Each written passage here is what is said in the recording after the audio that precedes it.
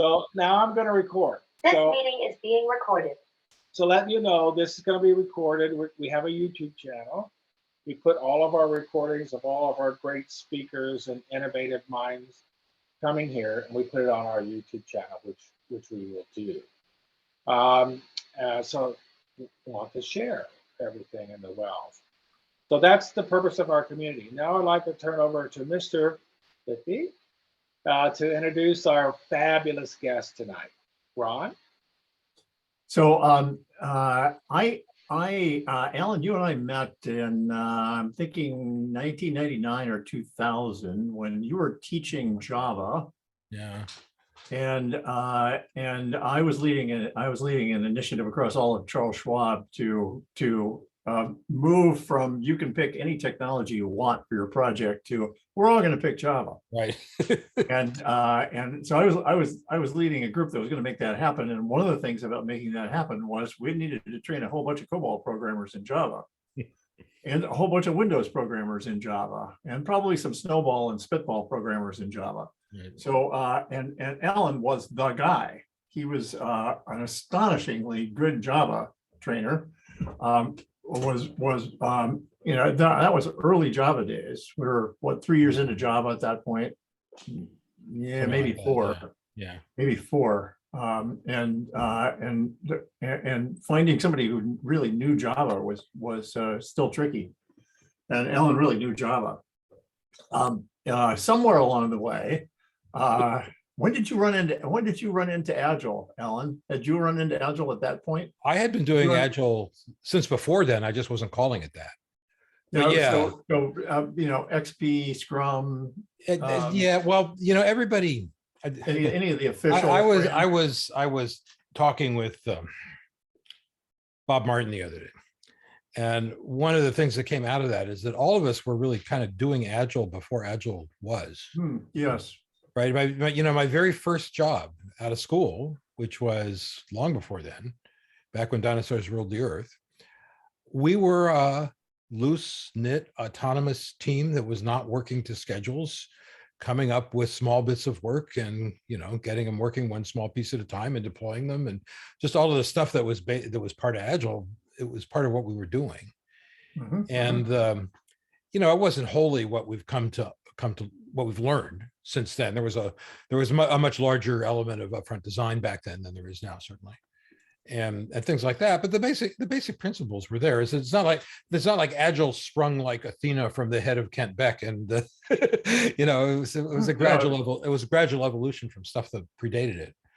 And then Kent's book came along, and I was going, you know, here somebody's written it down finally. You know, what a good thing. You know, and I should note we have Jeff McKenna here, who was part of the original Scrum team. yeah. You know, Alan, I'll say, I started in '62, Alan, and we had a very small team doing all the work ourselves. Nobody knew how to do anything, so it was all innovation, trial, and all that, lots of testing. And that was way back then, and that was literally machine language when we started. Yeah, I remember being in school, homework assignment where we had to hand compile something with a pencil and paper, and then enter it into a PDP-10 using the flip switches on the front panel of the machine, one word at a time, one 12-bit word at a time, and then executing the program. As a sort of, you get a real feeling for what computers are when you're like dealing with them at the bit level. I modified the operating system on my first microcomputer. This is before personal computers. Yeah. Doing that hand assembly and hand entry. So I want to note I this week came across a study. There was a they did NPS on SAFE. I saw that. It's tanking, which doesn't surprise me. The interesting thing is that the most purchased beer is Budweiser. Yeah. But do you know anybody who would buy a Budweiser? No. But I know nothing but beer snobs. It seems to be the same problem with SAFe. So I think that's enough introduction to Alan. Okay. All right. So, I've got all these slides. If you want to interrupt and do things other than that is planned on the slides, I'm perfectly happy to be agile about an agile talk. Is that sometimes these go better when we have the digressions than when I march in lockstep to whatever slides I have in front of me. The topic that I was going to deal with tonight was, it's not fully enterprisey. It's more agile-y in general. And we can change that with questions and stuff if you want to. If you have questions, just blurt them out. I don't think we need to stand on ceremony. So I think the biggest challenge to Agile is in the enterprise. So yeah, well, it is. I would go so far as here. Let me get my screen shared. You don't have screen sharing enabled for me, Ron? Jay. Oops. Just, tell me when you get it on, and so I don't have to sit here looking for the OK button to click. But in a lot of enterprise-sized organizations, I don't think Agile is possible. I don't think it's hard. I think it's impossible. And because of the culture, or for some other reason? Culture. Yeah, because of the culture, and also because of the assumptions about what right is. Businesses have to do X, and if they don't do X, it's somehow not legit. And X is often something that prevents Agile from happening. So it's not always the case. There's certainly some big, what I think of as enterprise-sized organizations that have gone quite successfully in an Agile direction, even Microsoft. But it's tough because the people that are running the organizations can't think outside of their own boxes. So here we are. I'm looking at somebody's slides. What are we doing here?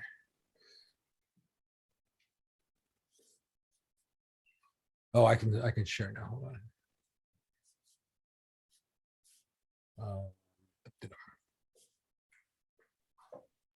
Kent originally did XP at Chrysler, if I recall correctly.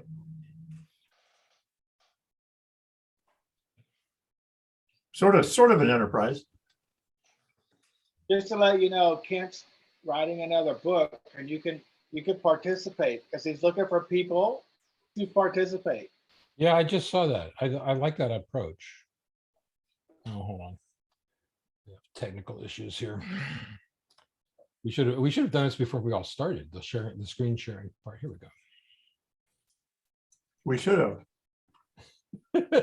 but we didn't. We were bad. We're enjoying it. We're enjoying each other too much. We were being rebels. That's good. Zoom permission. Yes, yes, Ellen. So in order to share screens, I'm going to have to quit Zoom and then come back in. So I'm going to do that. Okay. This is an Apple. It's going to make me quit and reopen. So I might disappear for a moment. I'll be right back though. Okay. So yes, Michael, Alan's name is familiar for having written a whole bunch of books on programming. He wrote books on he wrote On Command and books on C and compiler design in C and C and C++ and taming Java threads and a book on patterns. Before actually, he still does a ton of programming, but before he shifted to be more focused on Agile, and he currently is the moderator of one of the LinkedIn discussion groups on Agile. And Jay's right. Jay and Ellen are both curmudgeons. I like being a curmudgeon. I'm old enough now that I can get away with it. There we go. When you get in your 60s, you get permission. That's right. Oh, now it says host disabled screen sharing again, though, because I've just joined. So you need to re-enable me. It's always something, isn't it? Just enable everybody. Nobody else is going to share. Yeah. Yeah.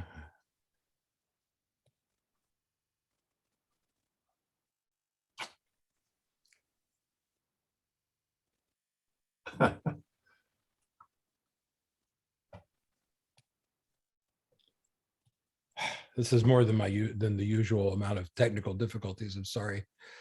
That part of it is my fault.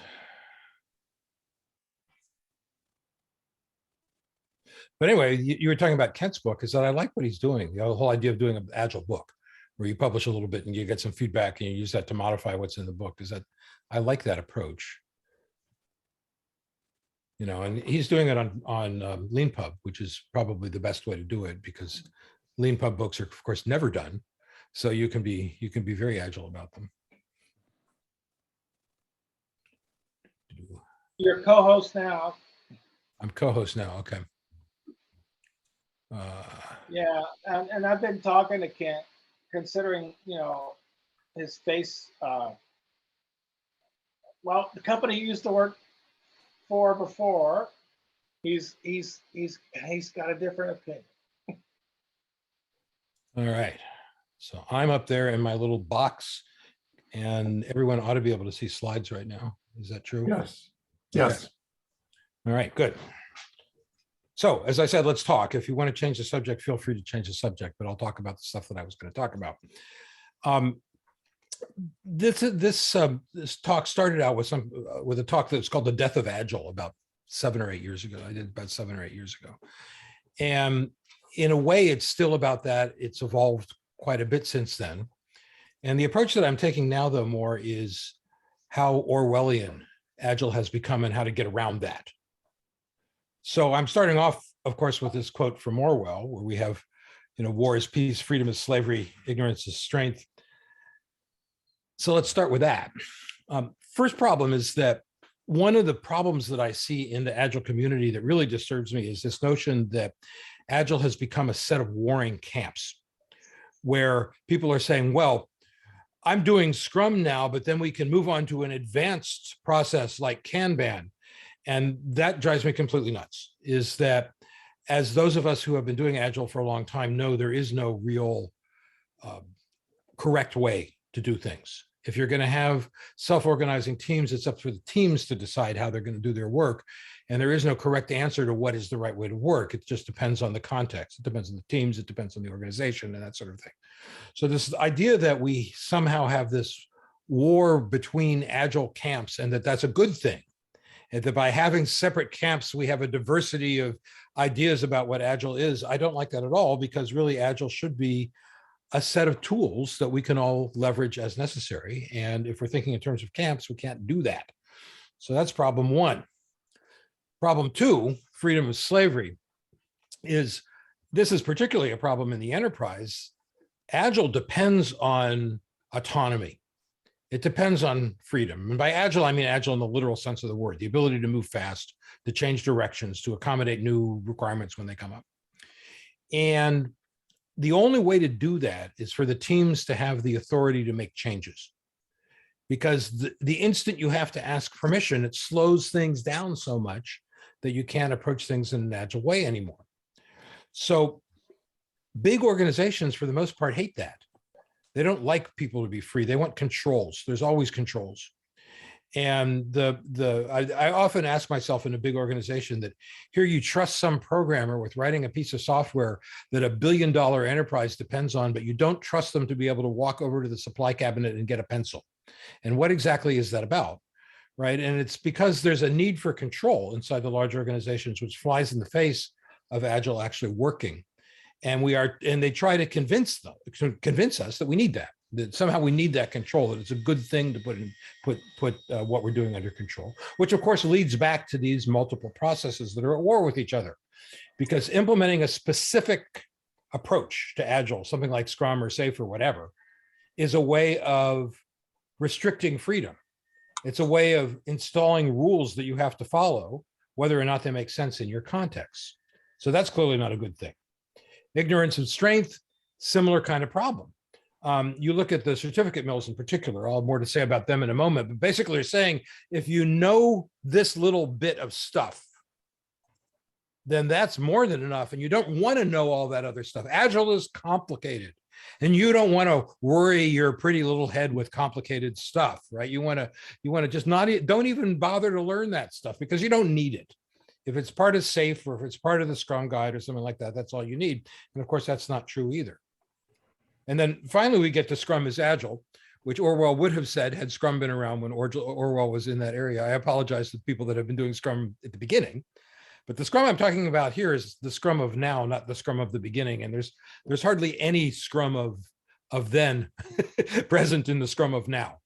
And I have a real hard problem with that, as do most of the people that I know that were part of the Scrum community long ago, is they're kind of appalled by what they see surrounding what's happening with Scrum right now. So the notion of equating the two, of saying, if you're doing Scrum, you're Agile, is kind of nonsensical. Adele Goldberg used to tell this joke about she would say, I know about an executive who says we're doing object-oriented programming because we're programming in C++. And then she'd pause for a minute and then she would say, usually the person who says that doesn't know that it's a joke. And I think that's true with the Scrum as Agile thing too, is that people actually believe that by doing Scrum, you're working in an Agile way. And that's of course not true. So the net effect is that when I go into a company nowadays, more often than not, this is what I see.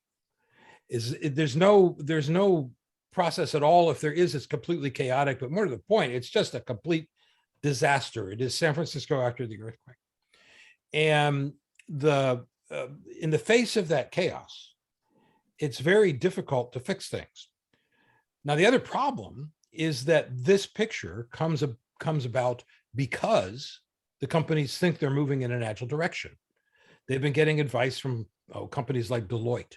They've been certifying everybody through one of the certificate mills or something. And they have come to believe that they're actually doing something in an Agile way. They understand that this Agile thing, whatever it is important. They don't know quite why. But then they go about bringing Agile into their organization in a way that leaves more destruction in its wake than solves actual problems. And it's a problem that I have a hard time with generally, because I'm, of course, just me. I'm a small, you can't get smaller than a consulting organization with one person in it. And often the biggest organizations won't even look at the little guys when they're looking for help. But you look at the consultants that actually have been doing Agile for a long time, me and Kent and, Woody Zoll, and we can make a list, right? They're all independents and no large corporation will ever hire them. And on the other hand, the big organizations like the Deloittes of the world, they have no trouble getting into those organizations in spite of the fact that they're vastly more expensive and they do a lot of damage. So what we end up with is this kind of situation, which is obviously not a good place to be in. So what is Agile then really? In my mind, this is it. Work small, talk to each other, make people's lives better. And all of the other stuff is just a complete distraction. So all of the lean stuff, all of the toolbox, useful stuff that's good to know.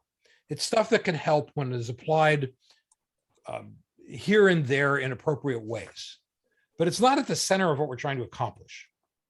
Is that we get agility by working as small as possible so that change is as easy as possible. We talk to each other as we do it. And by each other, I mean all of each other. We're talking to enterprise people. We're talking to customers, certainly. Where the developers are, of course, talking to other developers. Often the talking to each other doesn't include people that it ought to. So for example, a lot of Agile approaches center on XP user stories, which I like. It's a good thing to do. But if you think about it, what part of the organization do people spend their entire day talking to customers? And it's either sales or tech support, right? And how many engineers spend time talking to people in sales or tech support? Almost none of them do. So to talk to each other is a big deal. We all have to be talking to everybody. And the point of it is to make our lives better and to make our customers' lives better. So by making people's lives better, people, again, is an all-encompassing term here, is that I want to make our customers' lives better because that's where that's how businesses thrive.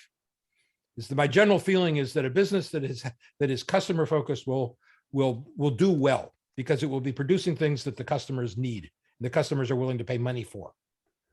But it applies to the people who are doing the work, to us, to the developers. And it applies to everybody within the organization and just sort of the world in general. So if the focus is always on happiness, again, you can't go wrong. If you look at a process and you're kind of crinkling your brow and you hate to do it and you are resisting, and you see that, of course, with a lot of large bureaucratic processes, there's probably something wrong with it. From an Agile point of view, at least, there's probably something wrong with it. So making people's lives better is an important piece here. And the rest of it is just kind of details, right? The rest of it is stuff that is good to know. It's stuff that can certainly help an organization move forward, but it's not central to what we're trying to accomplish. So the main thing then that we have to understand, which a lot of people don't, is that when we're talking about any kind of Agile system, these kinds of big, broad rules applies because Agile is a system, just like this car is a system of small pieces. And the basic idea here then is that no one component of the system can stand alone, right? It is the goal of the system of a car to get from point A to point B. It exists in order to move a person from point A to point B. If it doesn't do that, it's a failure as a car. You can't take the engine out of the car and sit on the engine and expect to move from point A to point B. It doesn't work alone. The other side of that is that optimizing the engine isn't going to get you from point A to point B any faster either. Even if it's in the car, if you say, okay, I've got to go faster, I'm going to put a bigger engine in the car. Well, if you're going to do that, you also have to change the engine mounts. If you do that, you're going to have to change the chassis points in which the engine mounts. You have to change the drivetrain.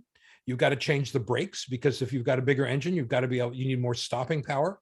By the time you're done, you will have changed pretty much everything that comprises the car, except maybe the radio. But at that point, you've got a cooler car, so you might need a radio also. But the point here is that everything is connected, is that you can't make a car a better car by focusing on only one part. And by the same token, you can't be a car at all unless you have a system of parts that are cooperatively working together in order to achieve the single goal of moving the car forward in a single direction. So Agile is a system, and you cannot make things better in an Agile system by looking at the pieces. And in enterprises, of course, we see this all too often, right? Is that the individual departments, for example, are pieces of that system, but they can't stand alone. You change one thing, you've got to change other things. And that lack of systems thinking is, I think, probably the biggest problem with moving Agile forward in any organization, be it a small one or a large one, is that you have to be thinking, if I change this, what's impacted? And then because I changed that, what's impacted by that? And by the time you're done, you're thinking about the system as a whole, about the whole organization, not about any one piece. So systems thinking is a big part of this. So you look at Klaus Leopold here, and I love this slide, right? Because here behind him are all of the various things that comprise Agile, right? All of the various things that make up, that or not comprise Agile, but comprise a system, an organization. And people, when they think of Agile, they're thinking of, we're doing Scrum in the development side. And Klaus is going, woohoo, right? what have we accomplished? Is simply the system as a whole is what matters. And what you're doing in that tiny little development column, it doesn't matter much, because if the things to the left of it aren't feeding it properly, and you can't handle the things to the right of it can't handle what it's doing, it kind of doesn't matter what it's doing. So local optimization is a huge disease in the enterprise world, and it's because they're not thinking in terms of systems. They're thinking in terms of people, right? The individual performance appraisals. If the 10x programmers, if I can only hire better people, we can somehow do better. Or if I can make this team more effective, then somehow that's going to be a solution to all of our problems. And it never works out that way. It's always the system that matters. And by the same token, the flip side of that holds too. It's always the system that drags you down. Is if you pit an individual against the system is always going to win. And no one individual can change that. Systems have lifetimes that are much longer than the lifetimes of the people that comprise them. So doing things in an Agile way requires systems thinking. It's the only way that you can get things to move fast enough, which in most organizations is a truly radical departure from the way that they're used to thinking. Because they want to think in terms of the individual fiefdoms. They want to think in terms of hierarchy, the parts of the hierarchy being independent from one another, and it just doesn't work out. If we look at the Agile manifesto, I'm not going to spend a lot of time on the manifesto because I'm sure we all know it. But I think the most important part of the Agile Manifesto is actually the preamble. And the most important of the part of the preamble is the single word uncovering. We are uncovering better ways. Because what Agile is always is about is the process of learning. Agile is a learning, Agile organizations are learning organizations. And nowhere in the Agile Manifesto does it say we've uncovered, doesn't say we figured out the best way to do it. And if we all just do that thing, then we'll reach nirvana. It says we are gradually learning better ways of doing things. And the Agile Manifesto, of course, this is the very first sentence in it. It's not meant to be a bolted in concrete document that never changes. It's meant to be a snapshot in time of what a bunch of old white guys were thinking. They weren't so old back then, 20 years ago at a upper end ski resort in where is snowboard in Utah, right? And the people lose track of this. They start thinking of Agile as something you do, as a set of rules that you follow, as a way of doing things, when really what makes you Agile is that you're learning. In fact, I don't have a slide to it, but the only practice, concrete practice that's in the Agile Manifesto is the retrospective. All of the other stuff, sprints and backlogs and all that other junk, is not to be seen anywhere near the Agile Manifesto. But in the Agile Manifesto and the principles, it talks about a retrospective. Because at the center of working in an Agile way is the notion of learning. So, every so often people ask me what the threshold is, where you're Agile on one side and you're not Agile on the other. And Ron Jeffries and I have had only marginally civil discussions on this topic, because he believes that there's no line at all. I believe there is a line. I don't know where it is, though. But I do know that on one side of the line, you're a learning organization, and on the other side of the line, you're not. Yeah, so Ron, you can never have a civil conversation with Ron. Ron is a nice guy. I've never actually met him in the flesh. I've only met him online. So at some point I would like to actually meet him in the flesh and we could try and have a civil discussion then. But he believes what he believes and I believe what I believe. But his position is not an uncommon one, or it's not a uncommon. It's not one that is not shared by a lot of people. Right, that Agile is this kind of blurry thing. It's like the atmosphere, right? Is that where does space start? Well, who knows, right? Is that it's a very gradual transition from space to not space and vice versa. And I think that's true to Agile to some extent, but I think there is if you can look at an organization and say they're not Agile, and if you could look at an organization and say there are, that means there is a threshold somewhere, right? It might be a fuzzy one, but there is a threshold somewhere. I don't know where it is. I don't know where the line of demarcation is, or even if it is a line, but there's got to be some transition point in which you move from agility to non-agility or vice versa. And the problem is, what is it important to figure out where? I don't think so, but there's one there someplace. So we are uncovering, that's the main thing. And we're uncovering it by working as individuals and interacting with other individuals. It's all about people and the way that they interact with each other, which gets me back to the talk to each other, part of the 3 rules that I started out with. So the other issue that's important to discuss is the notion, though, of those rules and those processes, right? Is once upon a time in the land of Fremont, there was a factory called NUMMI. And I think one of the most important lessons that came out of the NUMMI plant was that when Toyota came in and fixed it, made it better, the main thing that it did was empower the people on the line to improve their own processes. It introduced the notion of waste removal. It introduces the notion of continuous improvement. And then it empowered the people on the line to improve. The manager said, we're not going to tell you how to improve. You know how to improve. You're the ones doing the work. We'll help you, right? If you need something, some kind of resource or a machine, or you need things moved around, or even if you need changes to the hierarchy and the way that the management works, we'll do that. But you've got to tell us what to do. And GM didn't ever understand that. Is what GM did is they took all of the processes that were developed at NUMMI, documented them, which of course is part of TPS, is documenting processes, and then took that big book of stuff back to Detroit, plonked them down on a desk in Detroit and said, okay, you guys will now do this. This worked great in Fremont. It made one of the worst factories on the planet into one of the best factories on the planet. And people in Detroit did their best to do what was in those process books, but it didn't work. Miserable failure. And the lesson that I think comes from this is that the process isn't nearly as important as the fact that you are able to produce your own processes. It's that the people who are doing the work are the people in the best position to know how to do the work. And context matters, and context changes everywhere. So there is no one ideal process. There is no better way to do things. If you take a process and you try and move it somewhere else, it doesn't work. This is one of the big problems that I have with processes like Scrum. Like Scrum worked really well at first. The original teams that were doing Scrum, it worked great for them. The problem is when they then thought, so it'll work great for everybody. And no, it won't, right? It worked for them because of the situation they were in, because of their context, because of the personalities of the people that were on the teams, lots of reasons. But whether that can transfer anywhere, I think it's arguable. And to say that it can transfer everywhere, I think is nonsensical. It just doesn't work that way.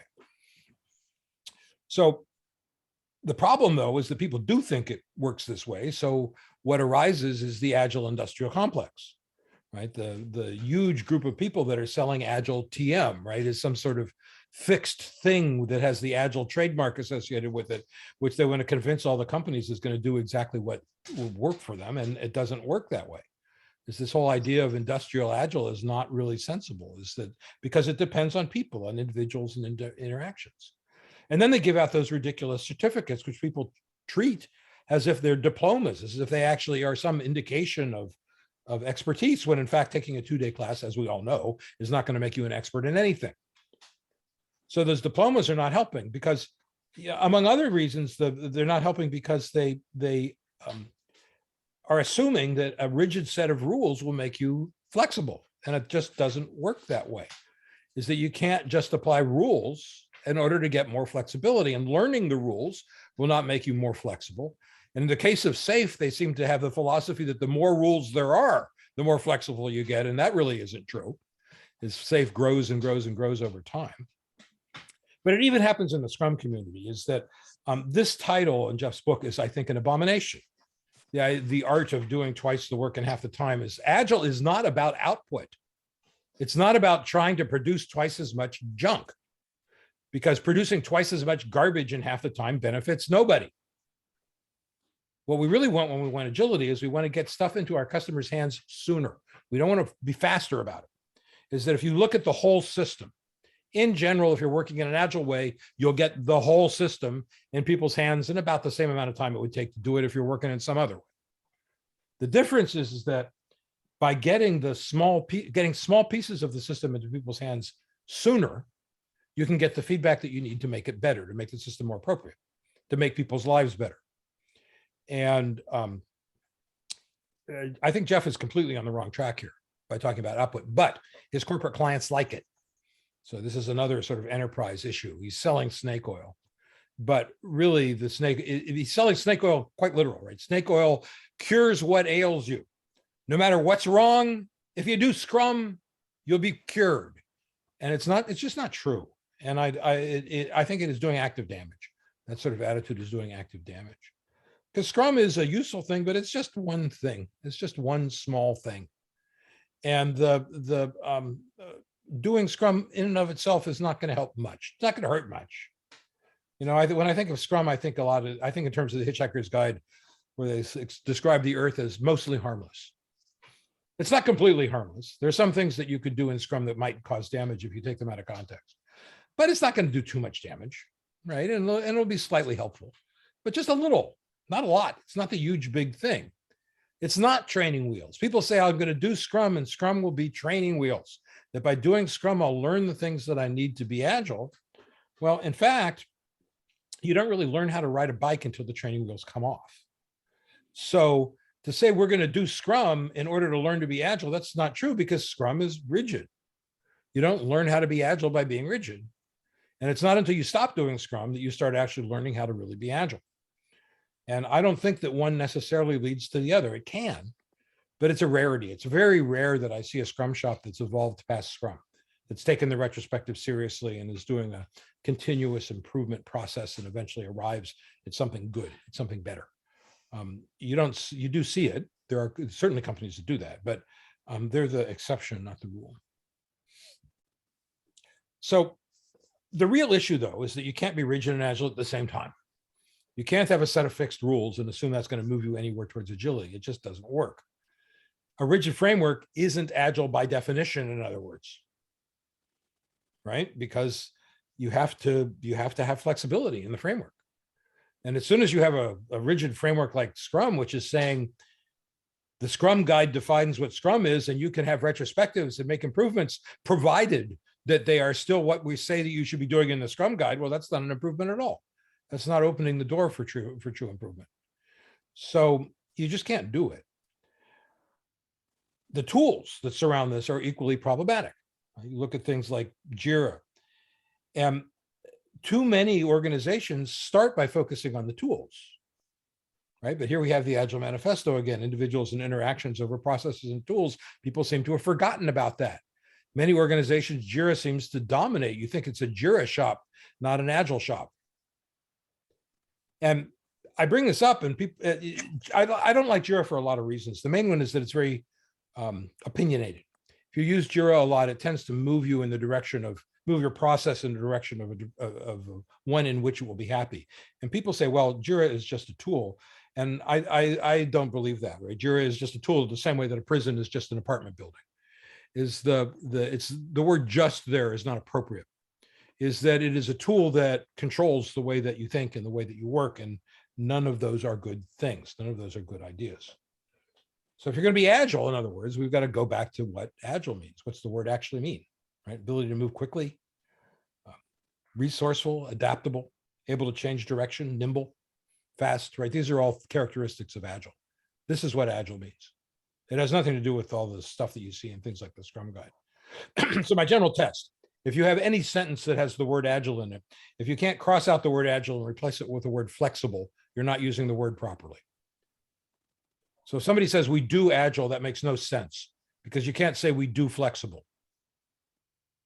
Something could be agile, but you can't do agile. It's not a set of practices, canned practices that you do by rote. So it's not a process. You know, if you can get a certificate in it, it's not agile by definition. Because what does it mean to get a certificate? Is you learn about your rules, you take a test that proves that you know the rules, and that, what does that have to do with being flexible, right? It just means that you've learned a set of rules. So by definition, certification and agile don't go with each other. So what it is really is a set of values, set of principles, and a toolbox, and that's it. People don't like that, right? It leaves a lot of room to move there, and people don't like wiggle room sometimes. So what are some of the ones that are most important? I think probably the most important principle is the idea of simplicity. Things have to be as simple as possible. So by simple, I mean an object like this. Right? This teacup is, I think it's an amazing piece of art. You can't get simpler than this. It's a perfect example of form following function. It's just the right shape. It's just the right size. The glaze is not thought out in advance, excuse me, but is gorgeous. This is what I want my software to look like. So that I want it to be as simple as absolutely possible in order to get the job done. Have nothing unnecessary there. And I take that all the way down to the lowest code levels. Is there shouldn't be one semicolon more than you need to implement the problem in front of you. And all of the thinking in the industry that gets us away from simplicity is thinking that's centered on the idea that in a waterfall world, maintenance is expensive. In a waterfall world where you have a big ball of mud application, it's very, very expensive to make changes to that big ball of mud down the line. So people got into the habit of saying, so we'll try and guess the future. We'll try and figure out the way in which things will evolve and build that in now while it's cheap. But it didn't really work out very well. It's not cheap, for one thing, to build it in. And for another, it's not cheap to have it in there if what you're trying to do is maintain and change the existing system, because stuff that is not necessary is in the way of being able to change the code. So complexity is never good. It never helps. So these systems have to be as simple as possible. So people bring up scaling, but in fact, if you look at the so-called scaling frameworks, things like SAFe, what they are doing is adding bureaucracy. You can't make a system more agile by adding bureaucracy. This bureaucracy is about preventing agility. The more bureaucracy you have, the less agility you have. Bureaucracy is all about rigid rules that you have to follow. So you can't scale by adding bureaucracy to a system. The only way you can scale, in fact, is to scale the work down. You can't scale the process up. You can only scale the work down. And even huge enterprises can do this, but it's not something that they think about, right? They say, oh, we've got this. Who said something? So Alan. Yes. Yeah, so Alan, let me ask you this, because this is like a huge thing. Okay, it is. Why is this difficult? Because, you know, I agree with you 100%. Okay. But why is this so difficult to do?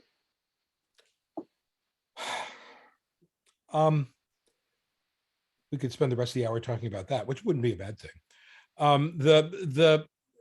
I see a couple of commonplace obstacles pretty much everywhere I go.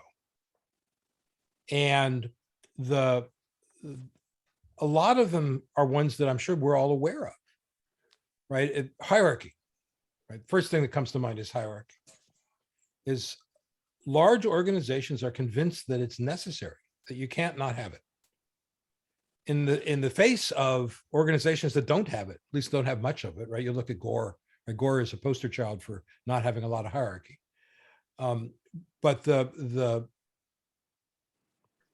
it's such a given in the way people think that they don't question that belief.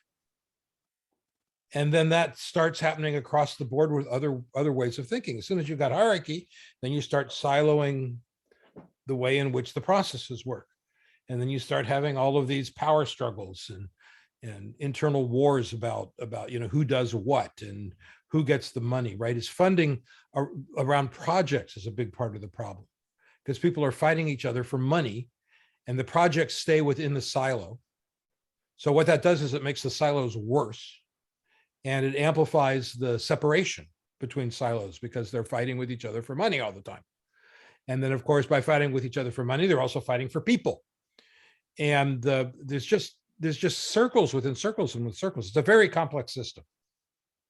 And if you read Peter Senge's book, Peter Senge's book is probably the best introduction to systems thinking from a business point of view, right? In terms of general systems thinking, I'd probably go to Danella Meadows. But from a business perspective, Senge is really thinking entirely about business.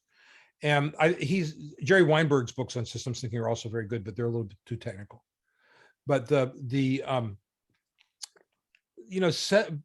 talks about systems of feedback where you have a loop that is causing things to go crazy and a countervailing loop that will cause things to go in the other direction. And you've got to be thinking about both loops. It's the only way to stop one loop from amplifying to the point where it goes out of control is to have another loop that is deliberately slowing it down. But that's just two loops, right? And you go to a big system, right, like an enterprise, and you've got 100 loops or 1,000 loops, and they're all interacting with each other in complicated ways. So it brings us back to simplicity. The solution to that is to introduce simplicity into the system wherever you can.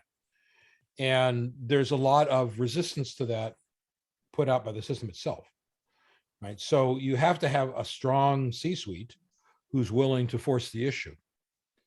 And, it's kind of it's a paradox, I think, in Agile thinking, because of course, Agile is all about empowering the teams, empowering the people who are doing the work to do the work. But at the beginning, you can't really empower them because they don't know what to do. They're going to move in directions that just amplify faults in the system as it stands.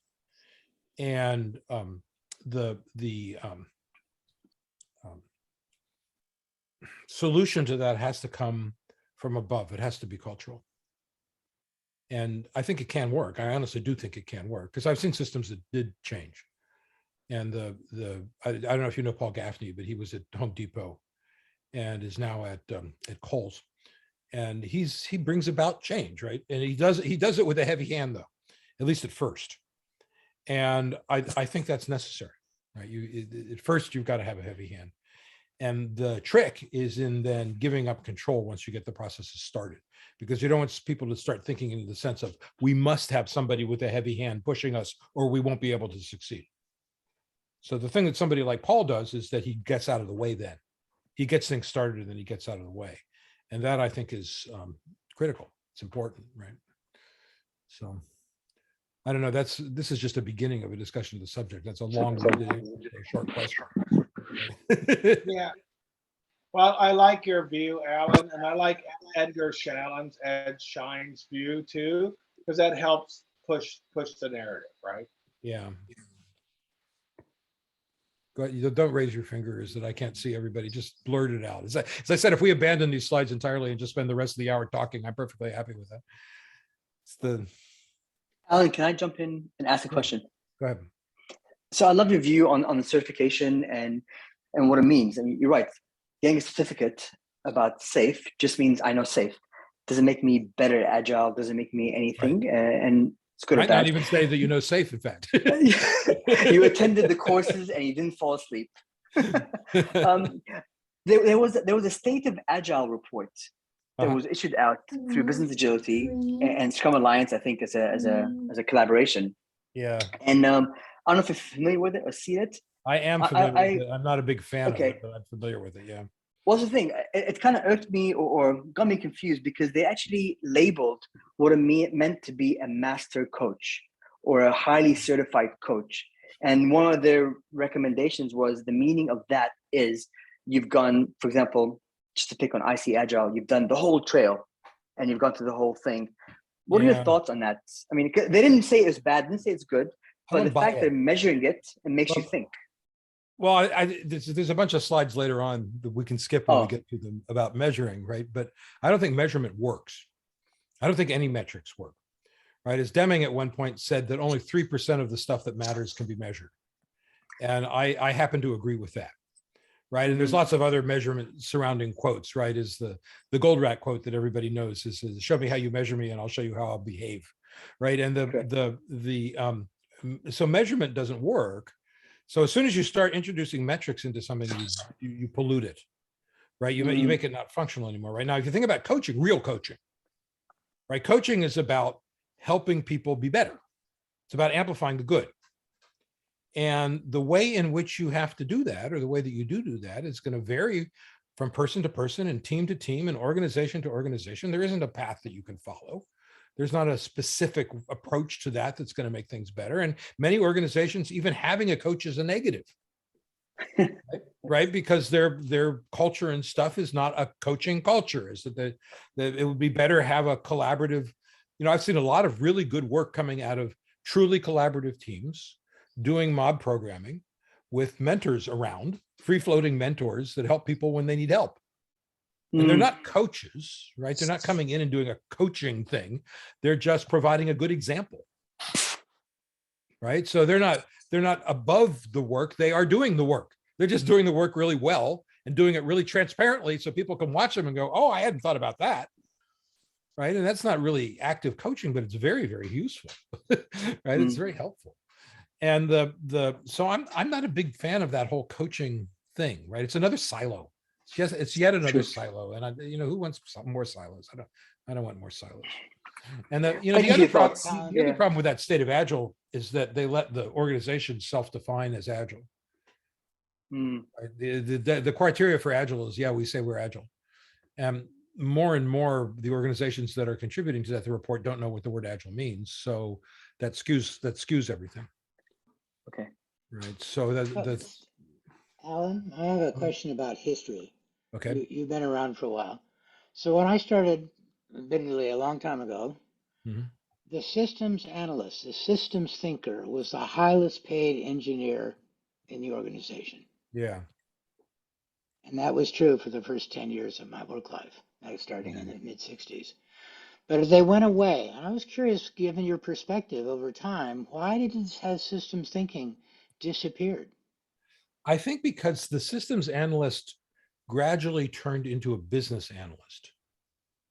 In other words, instead of analyzing the system, gradually they evolved into somebody who designed the system and told people what to build, rather than observing how the system works and pointing out how everything interacts with other things. I agree. And as soon as you start telling people what to do, you lose it, right? At that point, there's no value left anymore.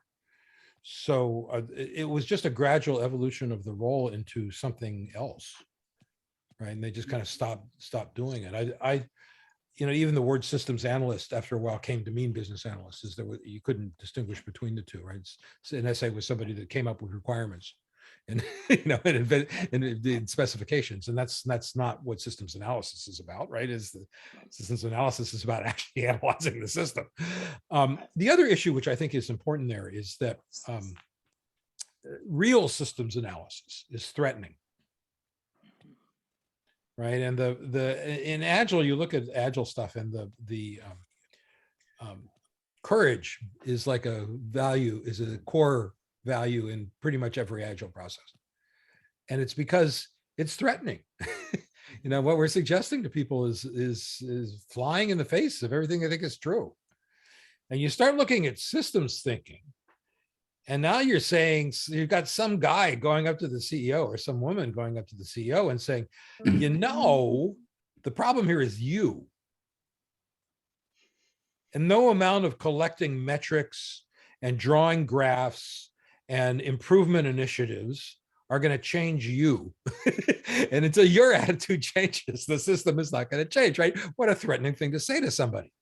And often, if you say that to somebody that is not very secure in themselves, they'll fire you for saying it. And that's certainly a movement away from the direction in which we want to go. Is the Jerry's egoless programming, Jerry Weinberg's notions of egoless programming, I think, are relevant across the whole enterprise. We need to be egoless generally, not just us programmers, but everybody has to be egoless. And it's a hard thing to do. It's a hard thing for people to do. We don't have the culture for it, at least not here in the States. And I find that a lot of Agile ideas tend to fly better in places like Scandinavia because the culture supports it better. And it's a culture. The Scandinavian culture is one of cooperation, right? I have this theory that it has to do with the weather, right? If you look at how you survived a Swedish or a Danish winter in the year 1200, there was one warm building in the village, and everybody in the village hung out in one building all winter until things warmed up again. And in the process of doing that, you have to learn how to live and work with other people, right? You have to learn how to live close to other people, and that institutes a culture of cooperation. And there's a downside to it. There's lots been written about the problems with Sweden and workers who are not born in Sweden. But if you just focus on that one narrow aspect of the culture, cooperation is a big part of it. And we don't see that in the United States. In the United States, it's the rugged individualist who's the cultural icon, right? The Ayn Rand character who does it all, carries the weight of the organization on their own shoulders. And that works against agility, right? It works against systems analysis. It works against looking at the big picture. It says the problem or the benefit is always one person. And I don't think that's true, but our culture is fighting against us.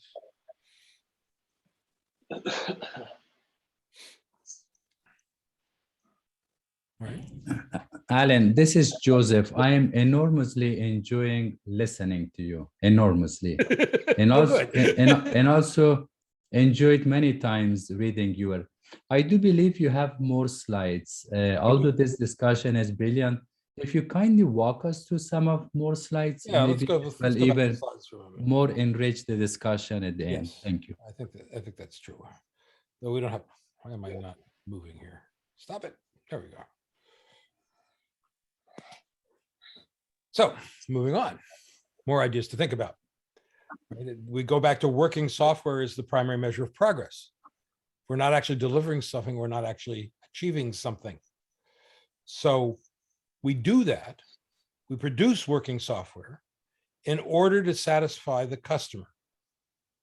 So those are two more central concepts, getting back to that making people's lives better aspect of what I was talking about at the very beginning of things, is that our job, if we're have some notion of being agile, is that it is our job to get working software into our customers' hands, and that software has to be valuable enough that it makes their lives better in some perceivable way. So we have to come up with ways of working to do that. Now, there's pushback against that too. This chestnut from Henry Ford, right? If I had asked customers what they wanted, they would have said faster horses. Well, first of all, that's a complete red herring, is that Henry Ford never said that. And in fact, he did talk to his customers. And what they told him is, I can't afford a horse. Is that Ford Motor Company existed and grew by financing cars. It was all about the money. It was all about the fact that a horse was expensive. It was expensive to buy, expensive to keep. And that Ford probably could have financed horses, but it was better for him to finance cars because cars were cheaper. So by asking the customers what they actually wanted, he came up with a business model that was a very effective business model for him. But it came from talking to the customers. Now, he was notorious for ignoring the customers when they were saying things that he didn't think was interesting, right? You can have it in any color you want as long as it's black. That is a legitimate Ford quote. But because that didn't fit into his model of finance being at the core of the enterprise, at the core of what the business was doing. And that's reasonable, right? You're always balancing customer needs against the business needs. But the point here is that the customer is still driving. Now, how do you do that? And I think the best approach, the most reasonable approach, is through user stories. I think Tyrion Lannister was right, is that stories are something that people can understand, that make things real. If you want to find out what real thing is going to make your customers' lives better, you ask them to tell you a story about how they work and about what's going wrong and what's going right. And that story will tell you what to build. So this is story in the literal sense. I don't think that story is some code word that means some magical formula that fits into some magical formula. I think a story is literally a story. And what we try to do when we're talking about user stories is to get our users to tell us stories that will help us move forward, help us develop software that will be useful for them. So it's not a code word for a random bit of work. It's an actual story. It's something that describes our users working and our users failing and our users succeeding. Is that it's all about getting a handle into them actually getting work done so that we can make their lives better. We're trying to make their lives better. So the stories have to be small, or we can't demonstrate that we can make their lives better. If a story takes a year to build, even if it is stunningly good, it probably won't be, but even if it is stunningly good, it will not be perceived as our customers as life improving because it's not happening on a fast enough time scale. So the stories have to be as small as possible in order to be able to be useful, in order to determine, in other words, what is going to make their lives better. So smaller and smaller and smaller, the smaller you can get them. If we drop down into technical agile for a minute, from my point of view, a story that takes longer than 2 days to implement is too long. I have 2 days as my top number in terms of implementing stories. And you're waving fingers around. You mean 3? Okay, I'll accept 3. I won't accept 7. I won't accept 14, right? Because that's way too big, right? Because we want to get stuff into our customers' hands so that we can get feedback to find out if we have got the story right, right? We have a conversation with our customers. I do a long class on nothing but user stories. And user stories are largely, acquiring user stories, putting them together is largely a matter of having a guided conversation, right? But the goal is to have a conversation with our customers, to figure out what we can do to make their lives better, to build it immediately, and then get some feedback and see if we got it right or not. Instead of without that feedback, we're building the wrong thing. And the longer we wait to learn that we're building the wrong thing, the more money we're wasting, the more expensive software development is, the harder it is to make changes when the need arises to make the change, because there's too much there in the way of making the change. So these stories have got to be as narrow, as small as possible. So we want to work small then. The other issue, which is also extremely important with respect to user stories, is that big stories hide low value work. I don't like features, the idea of adding a feature, because a feature is kind of this big nebulous thing, and it includes a lot of valuable stuff and it includes a lot of garbage stuff that is a waste of time to implement. And big stories are like that, the so-called epics, is they're not useful, right? Because hidden in that epic is probably a gem or two that will really make our customers' lives better. And for every gem, there are probably 10 things that will make their lives worse, or 20 things that they just don't care about. And spending time implementing things that people just don't care about is a complete waste of time. So if the stories are too big, then we're wasting our time implementing. The way we find out is with feedback. I'll give you an example. One of the examples I use in my developing user story class is the problem of how do you add. Well, the problem is, how do you go about adding user comments to a blog, right? That's the problem at hand. I want to add user comments to a blog. If you've used blogging software, the first thing that's going to pop into your head is, I need some kind of dashboard that has the comments on so I can approve user comments. And I started sketching that out. I built a system like this. And I thought, well, so what do you do? What's the process? And the first thing you have to do before you can go to the dashboard is you've got to send an email out to somebody saying there's a new comment. And then you expect them to log on and improve it or not. In fact, the email often has a link to the dashboard in it. But I thought, well, what if we just use the email? If I get a reply, it's approved. And if I don't get a reply within a day, it's not approved. And I built that. And nobody was asking for dashboards. Everybody was perfectly happy with that as a solution to the approval process.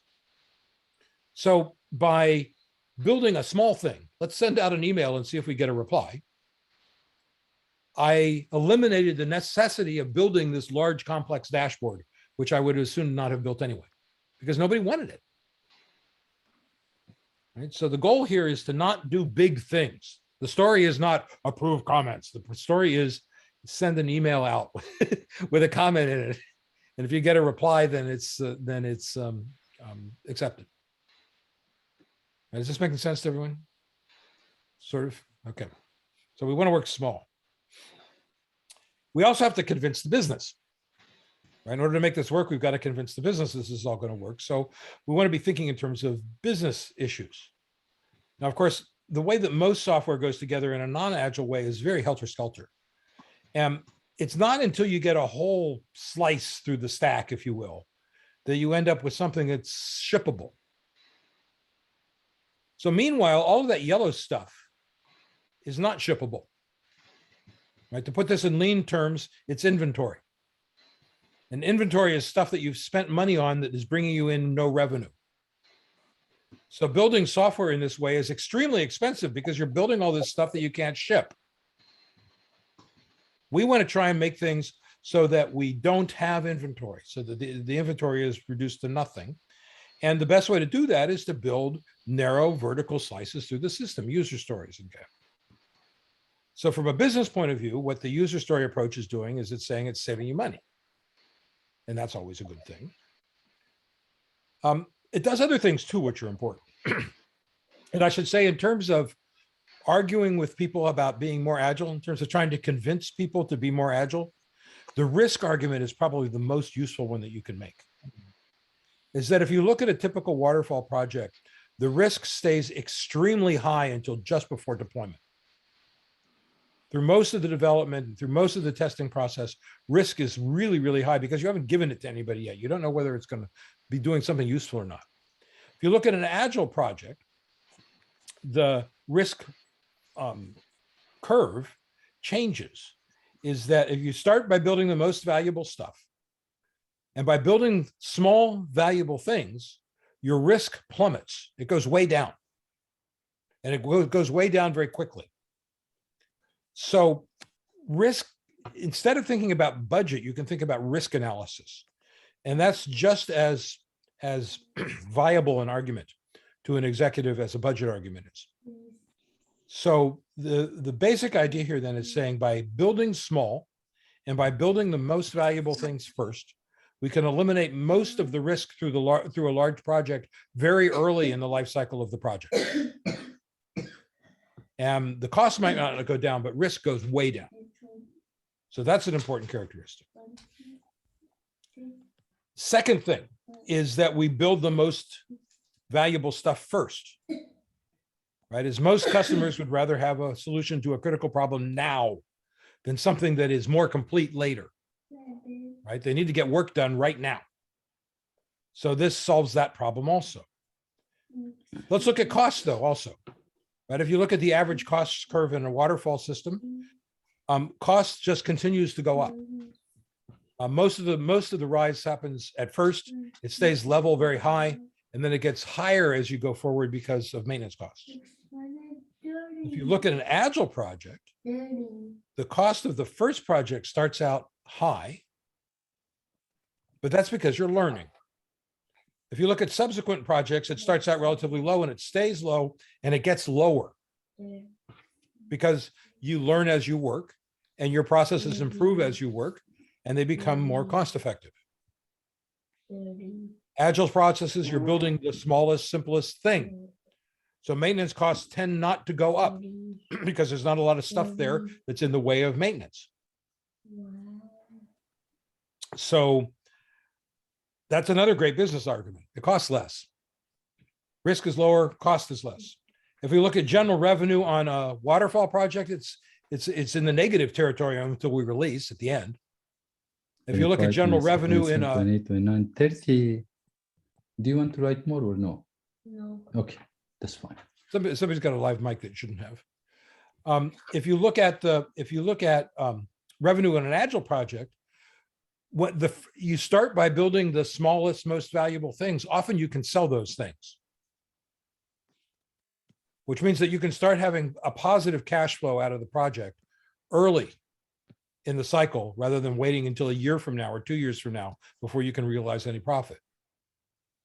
So that's the other side of working small and doing the most valuable stuff first, is that the revenue curve is working to your benefit. And you also lose all of that cost of delay expenses. There's a huge number of cost of delay expenses that are associated with holding off on releasing. So we want to release as quickly as possible. So that's the business approach. You know, you want to say to the C-levels that we get that the reason we want to do this Agile thing is not because it's better or because it's cooler or because whatever. It's because risk is lowered, costs go down, and we get revenue sooner. Right? Those are the key things. And that's, you don't have to talk about any of the Agile side of that, right? Last thing you should do when talking to somebody at the director level is to talk about sprints and sprint reviews and backlogs and all of that stuff. They don't care, right? What they care about is the way that the business functions. And an Agile approach handles all of that. Now, if you're going to start working in that way, you've got to start thinking about planning, because planning is going to be done very differently. I like this as a picture for planning because it's very Agile. What this is the Churchill War Rooms under the Treasury Building in London. If you ever happen to be in London, it's a great way to spend an hour or two. They actually sold the Treasury Building. They have not recovered from Thatcher yet, but they sold the Treasury Building, but the museum is still there in the basement. But it's right kind of in central London near Big Ben, where Whitehall and along Whitehall. And the thing here is that they were actually running the war from this room. First thing to notice is on the far wall, what you see is a wall full of sticky notes.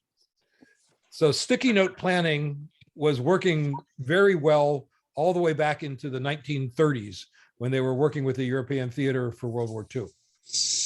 The other thing to note is that there's live information coming in real time on those telephones. So they're getting almost instantaneous feedback for the decisions that they make up on that board, up on that wall. So we have a very Agile environment here.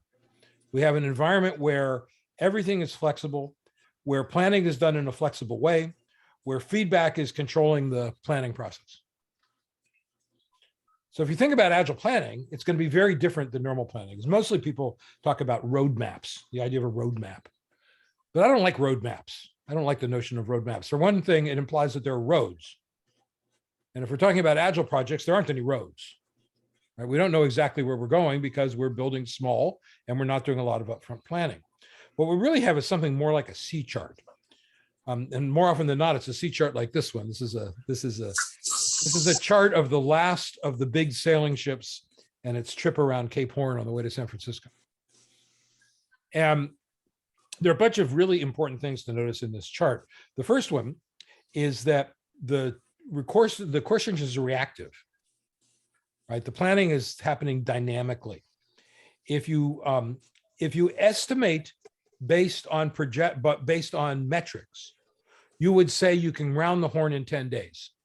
On average, a ship moves this speed and it moves this distance.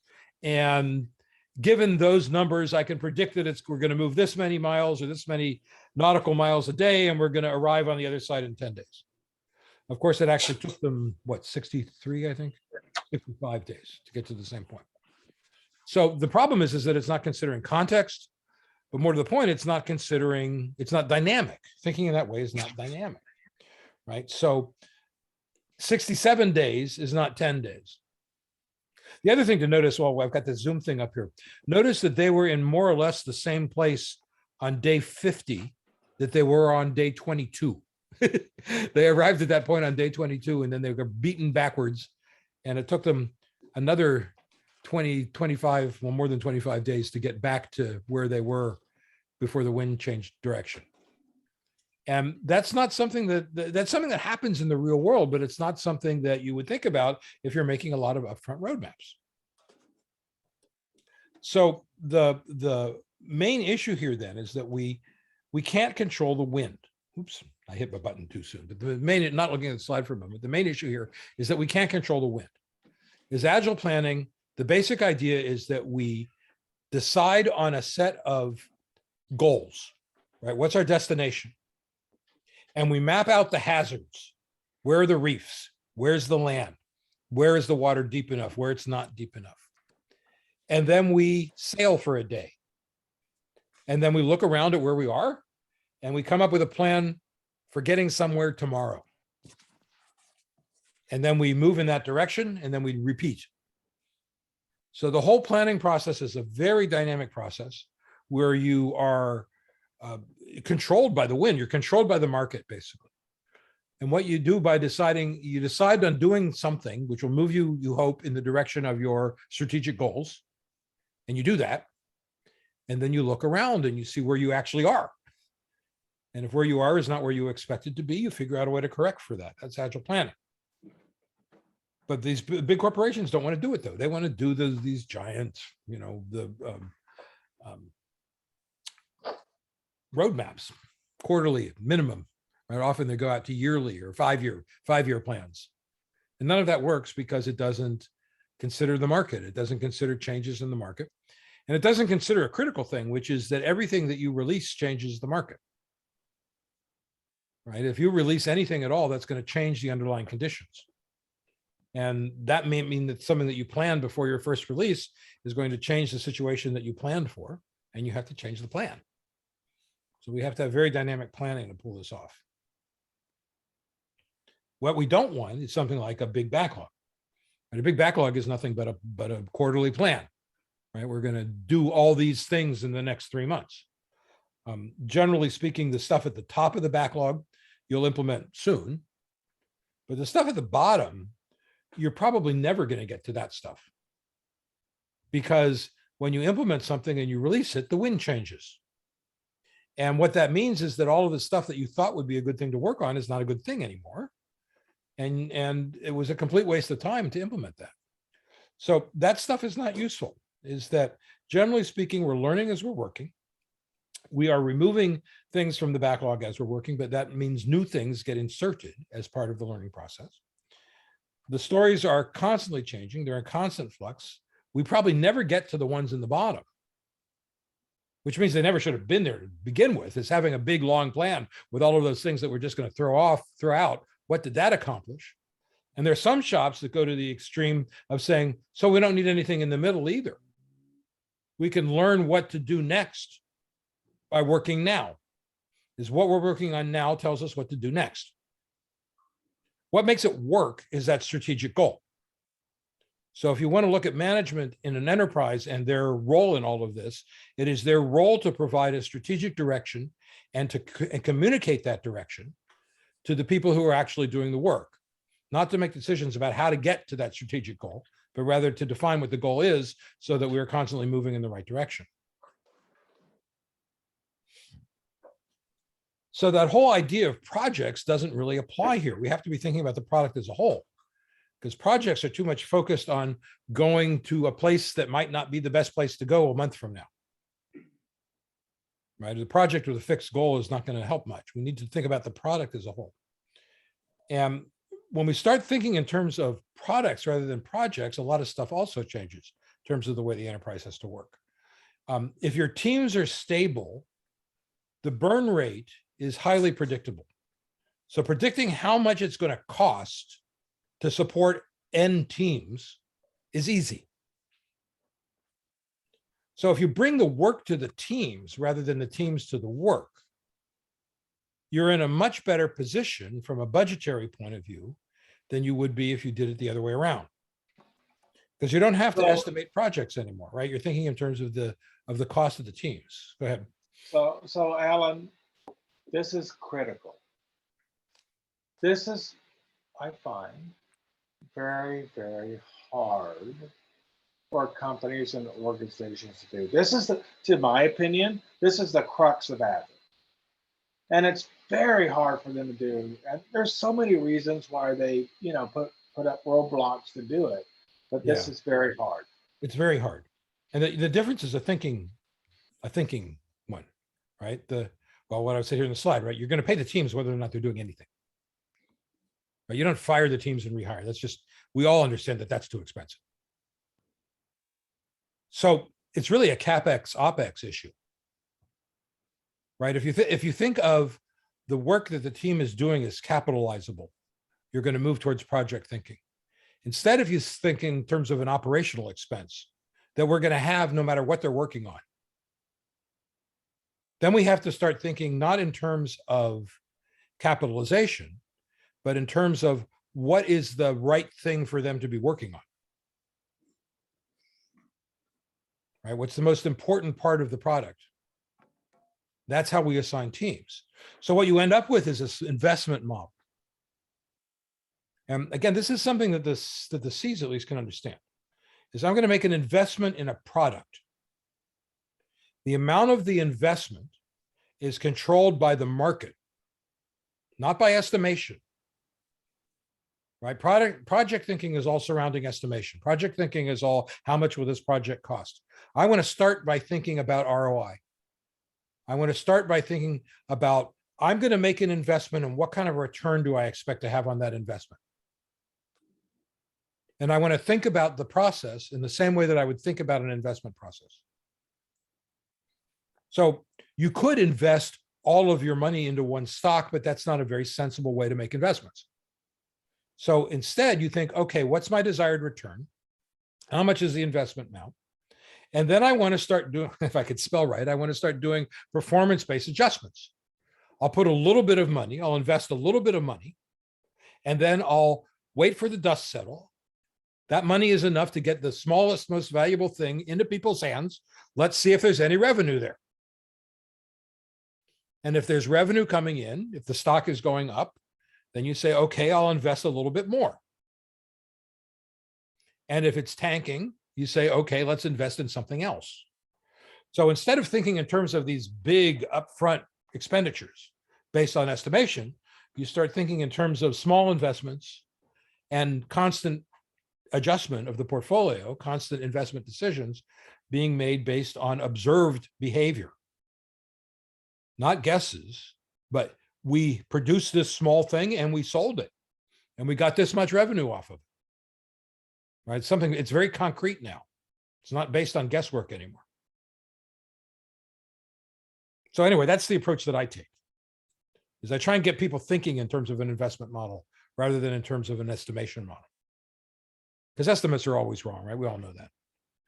And it's like the whole business of estimating is just so crazy because everybody knows that they're wrong. It doesn't stop us from asking for them, but everybody knows that they're wrong. And making a business decision based on a guess seems very odd to me when you could make business decisions based on reality. How much is this small thing, this small piece actually bringing in? Right? Those are numbers I can trust because they're concrete. So, Alan, back when you were talking about incremental features versus larger features, Yeah. Michael asked a question that in the chat that's come up again. Uh-huh. Are incremental features universally a good thing for users? I think they are, but I understand where the question came from, right? Because sometimes, we've all been annoyed by small incremental changes that were for the worse. I just, right before we were having the session, I was saying, oh, I should put the machine into do not disturb mode. And Apple in its infinite wisdom had hidden the do not disturb mode button in a place where I couldn't find it. It was not obvious. So that was a small incremental change that was not a good incremental change, right? It was something that was surprising to me from the user experience point of view. And eventually I found what I needed to find, but it was hard and it shouldn't have been. And one of the problems, of course, is that it was a kind of specious change. And it was a change that took something that used to be visible and made it invisible, which was not a good thing. But that's an incremental change that was not a good one. So the way that you make incremental changes acceptable to your users is by collaborating closely with the users when you decide on what the changes should be. Right? Is where things go wrong is when you make decisions for your users instead of with them. And that's not to say that you should allow your users to design your software, of course not. But you want to find out what they need to do. And you need to find out what kind of small thing you could change to make their lives better. And then you can figure out what the UX changes would be and that kind of stuff in order to pull that off, because that's your job, not theirs. But if the changes are driven from the company rather than being driven from the users, a lot of them will not be good changes to make, and they'll send the software off in the wrong direction. So, my answer is, yeah, you want to make lots of incremental changes, but you want to do that by collaborating with customers insofar as that's possible. Of course, the more customers you have, the harder it is. But it's Chriselle and Michael, is that the question you were asking? Is that getting at the issue you're identifying? Chriselle says yes. Thanks for making the distinction between user-led and company-led. Yeah. And it's a place where the larger the enterprise, the more inward looking it is, I find. And that's a problem, right? Is that you start thinking in terms of we solve problems for our customers rather than we need to talk to our customers and figure out collaboratively what the best solution is going to be. And to the point where with some corporations, it's almost impossible to get a customer into the same room with a programmer. Right? It's just, there's so many bureaucratic obstacles that the developers never can talk to the customers. And that's a big deal, right? Is that it moves you in the wrong direction. Don't let the lawyers run things. All right. Anything else? No, that's the one that was in the chat. All right. So let's move on. So the way you're doing this then is with the inspect and adapt loop. And I have to say that I was really annoyed by the latest Scrum guide when they started talking about that inspection and adaption nonsense. As we've, of course, talked about the inspect and adapt loop since the early days of Agile. It's been part of all Agile processes. It's not a Scrum thing, it's an Agile thing. That doesn't mean that it's not good that Scrum has finally recognized that it exists and put it into the Scrum guide. But at the core of working in a way that is going to bring about all the stuff we're talking about is this idea of inspect and adapt, where you build something small, you deliver it, you assess what you've done by talking to people, and then you improve it based on the feedback. And that's really at the core of everything that we're doing Agile process-wise. If you don't have that, I don't think the process has much agility in it, because you're not basing things on actual feedback. So that time cycle has to be as quick as it can possibly be. You want it to be minutes, not, or if you can, days on the outside, but certainly not weeks. Right. The best way to do this is to actually have a customer around. Those of us that are old enough to remember XP, there was an on-site customer, right? And you could be working on something. You'd say, "Hey, Fred, come over here and look at this. Is this right?" And that's ideal if you can do that. It's harder and harder, it seems, as time progresses, but that's ideal. But at least you've got to be able to get feedback. It doesn't mean you need to do a big release. A lot of times people push back on this idea because they have all these bureaucratic obstacles in the way of doing releases. Is that you can do this quite well just by sharing your dev box's screen with a customer, right? In other words, you can just get on Zoom and capture a window and say, "Tell me what you think of this," and you don't need to do a formal release to pull that off. So seems to be one of the enterprise bottlenecks is that the customer when oftentimes the work inside of enterprises is for internal people. Yeah. And those internal people are all busy, but not again, not available. Right. But see, there are a lot of issues associated with the internal stakeholders. And in a well-functioning Agile shop, the stakeholders are providing constraints, but they're not telling you what to build. They're saying, "You can't do this because we don't have the budget." That's a perfectly reasonable thing for a stakeholder to be saying. But for a stakeholder to be saying, "You must build X," that's not quite so reasonable. Yeah, no, I'm more observing we built what we think is the right thing. Come look at it. No, I'm too busy. Yeah, but they're not the ones. They're not the ones whose opinion matters. See, that's a control thing, right? We're getting back to that control problem. Because what you need an organization that trusts the developers to make that assessment by talking directly to the customers. You have to give them a strategic direction and then say, "Okay, make it so." So there's a trust component there that's critical. And you don't say to the stakeholder, "Is this the right thing?" Because they don't know. They are themselves not customers. So one of the reasons they're busy is because they can't provide you with a real answer anyway. Best they could do is say, "Well, that's kind of like what I had in mind, but I don't know if it's the right thing or not. Why are you asking me?" Right. And the dysfunction happens when they insist on being asked, even when they know they can't provide the right answer. But when they're bottlenecks. Yeah. Yeah. And often that's done just because they think they should be doing it. Nobody's ever sat down and said, "Is this the best way to be working? Do you actually need an input here?" Right? Or can we just go talk to customers directly and find out? Right. And a lot of times what I find coming in as a consultant is that some of the stakeholders are more than they're relieved when that happens, right? Because they don't want to go to those meetings. Nobody wants to go to those meetings.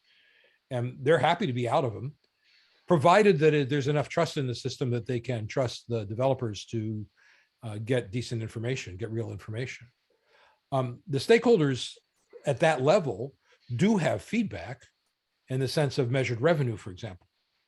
Right? They can look at revenue numbers, they can look at attrition numbers, they can look at, there's a bunch of metrics that they can use to assess whether the right decisions are being made in the long term. And so you have to build enough trust that they'll allow you to make the shorter term decisions on your own without having to consult them. Yeah, so Alan, I firmly believe nowadays we have to connect the business objectives and outcomes to what we do. Oh yeah. Okay, so we're not here to like make more agile teams. We're not here to make better automated testing. Okay, Yeah. that's cool that we can do that. But if that doesn't get us more customers and keep more customers and increase our market share, who the frick cares? Absolutely, I agree with that completely. And going back to the Agile manifesto, right? When they said business people and developers must work together, they meant that literally, right? And there's a reason for that, right? Is that we as developers have to understand how businesses work. Right. And they have to understand enough about what we do to know what's possible.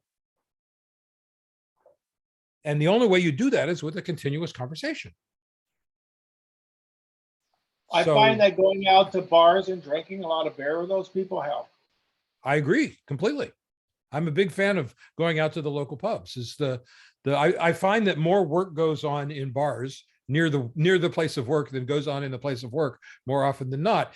And so I think about all the things that people talk about with remote working, and a lot of the resistance to going back to the office is because the offices are just so awful, right? Who wants to go back to some, giant hellhole that takes up the entire floor of a giant skyscraper and has 1,000 identical cubes inside it and yada, yada, yada. Nobody wants to do that. But I'd be happy to go back to the bar down the street to work because that's where the real work is happening anyway. Right. So if we're going to start moving back to the office, let's move back to a social office that's designed around sitting down with people and having conversations, where you don't have to do the work, right? The programming work that could happen remotely or elsewhere, right? That's fine. But I want a place for those conversations to happen. When I was at Apple, the Friday afternoon beer bashes were incredibly productive. Yeah. And I did some work for a company called Just Answer over in the Presidio, and they had weekly company lunches followed by a long card game. This was a running spades game. And every table had 4 people playing and at least another 4 or 5 people watching. But the people who were playing or watching at any given week were different, right? It was always shuffling around, and more work got done during those card games than got done during the rest of the week. Sometimes is just from people talking to people that they wouldn't normally be talking to. It was really, really useful. And of course, it did demonstrate the problem. The guy that hired me said, "I'm not going to pay you to sit around playing cards." And that's exactly what he should have been paying me to do, right? So I was doing more useful work sitting around those card tables than I was sitting in my desk somewhere with nobody talking to me. So anyway, social. We need to do the social thing. And Jeff should chime in on that. Is he going to? Well, Who said chime in? Was that me? Did you ask? Yeah, Jay, who are you asking to chime in? I didn't hear it either. Mr. McKenna, I'm asking him to chime in on the social crap. Yes, absolutely. yeah. Right. I mean, one of the, I give a talk on the history of Agile, where it came from and all that. And we came up very early on. It's all about the social stuff. It's all about the I mean, social. that's the primary goal, is to get people together to talk. And, Alan's talking about, you can just show people stuff, bring them over to Cubicle. What do you think of this and all that? That was dominant. I mean, we did that all the time. And we're losing track of it, unfortunately. Yeah. One of the things I'm trying to do when I come in as a consultant more and more now is to pull us back to ways of working that worked better than what we're doing now. Yeah. And I have to say that one of the things about then versus now is that everything was smaller then, and that helped. Yeah. But I think it's still possible. Well, it's really interesting because I think we're starting to see too much software being written that has very little value, and eventually the market's going to start to notice that. That's already noticing that, I think. Yeah, and so I think that's going to help bring scale back down a little bit. Back down a little, yeah. Yeah. So anyway, so going back to the slides, delivering, I've talked enough about delivery. We're talking about feedback, but I did that a moment ago, so we don't have to do it again. Right? Come over, take a look at this. Trust is at the center of everything here. This is a truly bizarre slide. This is their mom. Which I don't know if I would trust my mother to throw knives at me, but this is a very trusting situation. You can't get more trusting than this. It's freaky. But we need that level of trust in an organization for it to work well, to work effectively. I think this picture by John Cutler says it pretty well, right? Is that if you have a yes on the trust side of that diamond, there's those two boxes up there that say, do it then, and thanks. And if you don't trust anybody, you get these huge, complicated, bureaucratic processes that don't help anybody move forward. So it's all trust. Everything is centered on this idea of trust, which normally brings up the idea of measurement, because measurement exists inversely proportional to the amount of trust. When you have metrics obsessed organizations, it's because they don't trust anybody. So they try and make these numbers compensate for the fact that they don't trust anybody. But unfortunately, the numbers don't help. They're all usually the wrong numbers, right? I quoted a few of these things I said earlier. We can skip past them now, but the most important one is Deming, right? It's wrong to suppose that if you can't measure it, you can't manage it. So of course you can manage it if you can't measure it. In fact, you have to most of the time. If we go back to that, you can only measure 3% of what matters quote that I brought up earlier. Right? Goldratt, I mentioned all these earlier. We don't need to dwell on them. But measurement is not working. Is that it doesn't, you need autonomy. The teams have to be truly autonomous. They have to make all the product decisions themselves. And the only way to pull that off is to trust them to make the product decisions. Every bit of bureaucracy you get in the way of the team making a decision is going to slow you down. It's going to damage the agility. It's going to stop you from getting the feedback that you need to build the right product. You know, in the worst case, we have everybody marching in lockstep to well-defined processes. I don't know how many companies I've gone into where like they say they're a Scrum shop. Everybody in the entire organization, every team in the entire organization starts their sprints on Wednesday at 9 a.m. And they all check in. They never check in on Friday because they don't trust their own testing abilities, right? And around and around and around, right? They're just marching in lockstep. They're doing exactly the same process. And if you suggest they do something differently, they panic.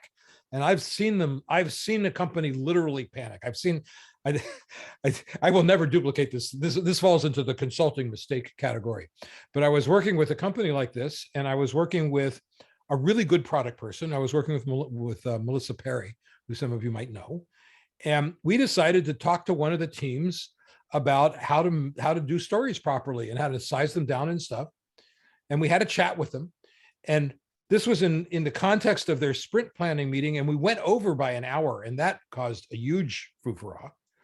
And then on top of that, we were telling them that they should do things in a more agile way, that they could change the length of their sprint if they needed to, and they could, you know, do this and do that and the other. And a week was wasted by people running around like chickens with their heads cut off going, oh my God, what you said doesn't agree with this seminar that we took a week ago. And, you know, and it was chaos. And it was too much too soon for them. So it was a mistake on my part. I shouldn't have done it. But the point is that an organization that is designed to have everybody march in lockstep, getting them to not march in lockstep anymore is hard, because there's a lot of fear associated, a lot of fear in organizations like that. People are marching in lockstep because they're afraid not to. And often things like performance reviews and stuff depend on how much in step you are. And it's breaking out of that is tough, right? Is there solutions to that? Is things like skunkworks projects are a solution to that. There have been companies that have started up a skunkworks project just to be able to get a little agile corner in the organization. And then they left it alone and started a second one, and they left that alone and started a third one. And 5 years later, there was nothing of the original organization left. It just broke up into multiple skunkworks. And there's nothing wrong with that. That's a perfectly viable path forward if you suffer from this kind of problem. But you can't have everybody marching in lockstep. You also can't have. Hey, Alan. Mhm. Hey, Alan, I'm sorry. Can you go back to the previous slide? I want to see if we can have a quick discussion around this, because this is one of the things with respect to small company versus big company in an enterprise level, right? Yeah.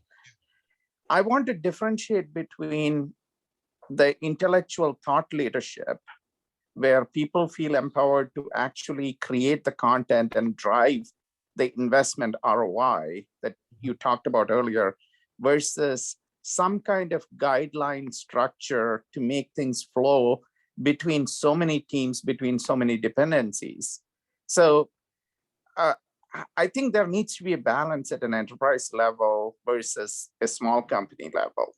And these kind of governance structures or guidelines or guardrails, whatever you want to call it, actually help in terms of people thinking about, okay, hey, there is a certain structure to it, but the meat of what I need to do, I am empowered to do, which is actually the product development aspect of things and the ROI aspect of things. I'm not sure I agree with you about the need for that much structure, though. Is that you look at, well, look at Spotify, which is not an enterprise size, but it's good size. They have what, about 1,000 programmers now, and they've solved the problem of alignment, which is what we're talking about here, with a guild system that cross-cuts across the teams, right? So you have teams, and then there are guilds that are areas of specialty within the team. So for example, there might be an architecture guild, and on a given team, you have the individual teams are making architectural decisions on their own. But when they need to make a decision that impacts what other teams are doing, they have a guild meeting, and then the guild as a whole makes the architectural decision rather than the individual teams. And the guilds, some of the guilds meet on a regular schedule and some meet on an as needed basis. But it's a way of getting alignment in a relatively large system. Now, admittedly, 1,000 people is not an enterprise, but on the other hand, it seems to me that if a given project within an enterprise has got more than 1,000 people on it, there's something wrong. The project is just too big. It needs to be broken up into smaller cooperative projects rather than one giant one. And so we get down at that point to organizational politics, fiefdoms, and people deciding their worth based on the sizes of their projects or the sizes of their departments. And that's a different problem. Now we're down in people problem area. Yeah, exactly, right. Spotify was a greenfield. So they were, right. Yeah, but we can learn from that. Yeah, but if you look at most enterprises that we work with, they're not greenfield. We are doing the transformation for the most part. And there is this whole technical debt. There is the organizational, fiefdoms and cultural changes, as well as there is these, people mindset who have been there for a long time, who have the tribal knowledge, and we have to work with them. So there is all of these different dimensions we have to deal with, and some kind of structure guideline helps bring them together. That's well, at least my 2 cents. In the organizations that you've worked with that are structured like that, have they made any real changes? I think I'm making some inroads into those organizations. I have. I mean, at least maybe that's my ego talking, but yeah, I would say yes. Okay, so often the answer is no. So it's great that the answer is yes here. But you always, in an organization like that, you have two choices. You can do a big bang transformation where the people on top just say, we're going to do this, and everything explodes. And of course, it's hugely disruptive. A lot of people get upset and leave. But when the dust settles, you've moved faster than you would have if you had not done that. It's cheaper. So very disruptive, much lower cost. At the other extreme, we have small incremental changes, a little bit here, a little bit there. You tweak this, you tweak that. When that works, it takes much longer and it's much more expensive, but it does work. When it doesn't work, what happens is the changes don't happen at a fast enough pace to stick. So 2 or 3 years into it, the forces of history or whatever, of momentum, start pulling the organization back to what it was doing 2 or 3 years ago. And by the time you get 5 years into the process, the organization looks exactly like it looked like 5 years ago. So there's a fine line that you have to walk between making changes happen fast enough and making them not be so disruptive that people get upset. And there's no hard and fast rule for where that line is, but the line is there. So it's something you've got to be thinking about as you're moving the organization. And Alan, I think, besides the North Korean army and the Russian army, yes, there's like coolness that's happening with the next generation. So next generations are coming upon corporate world. Right. and they're expecting certain things and changes. Right. So what happens at Google, Apple, and all those other Silicon Valley companies are leading to some extent the change that we're seeing, right? I think that, yeah, it's true. And I've read some papers and articles on that say exactly that. And I think there's a lot of truth in it. In other words, the real changes that we want, real agility in the organizations for large organizations, that's a generational scope thing. It's not something that happens in a year or two. It's something that happens over generations. And it has to do with cultural changes caused by new groups of people coming hired into the organization and just assuming a culture that wasn't the original culture and making changes because of it. And sometimes they're accelerators. Right now, right, the job situation right now is such that kind of the programmers are calling the shots. And we programmers are getting away with inducing many more changes than we normally would be able to, because it's a seller's market for programming skills right now. So there's an opportunity right now for a change to accelerate. And we should do that, right? We should take advantage of it. But I think there's a lot of truth in the notion that it's an incremental, generational kind of thing that's happening. Right. So the management is different though, right? It has to change too. Is the traditional hierarchical management where things go up the tree and then back down the tree, that doesn't work. It takes too long, right? The cycles are too long. So by the time the decision is made on top of the tree, the situation on the ground has changed and the decision is the wrong decision. But the Toyota model, where you go with a very, very short, shallow hierarchy, and where the people who are management people walk down to where the work is done rather than sitting in their ivory tower and collecting data. This is not a new thing, right? Toyota was doing this in 1975, but it's an effective thing, right? And it fits in with the kinds of cultural changes that we're talking about, right? Lots of management, but not many managers in that kind of world. But again, there's a lot of historical reasons to do it. But it gets us to the whole notion of management as a support role rather than management as a controlling role, as a directional role. And again, there are large companies that are moving in this direction, and that's great. But it comes down to culture again. It comes back down to culture. I should say while we're on this slide, I hate the term servant leader. It drives me nuts. Is that the first of all, they aren't servants. I'm not going to order them around, right? So that's a bad choice. And secondly, you can't assign a leader to a team. Leadership emerges. It's an emerging characteristic. It's not a assigned characteristic. You can't say, hey, Fred, you're going to go lead that team. That's not going to work unless the team is willing to be led by Fred. And probably they won't be.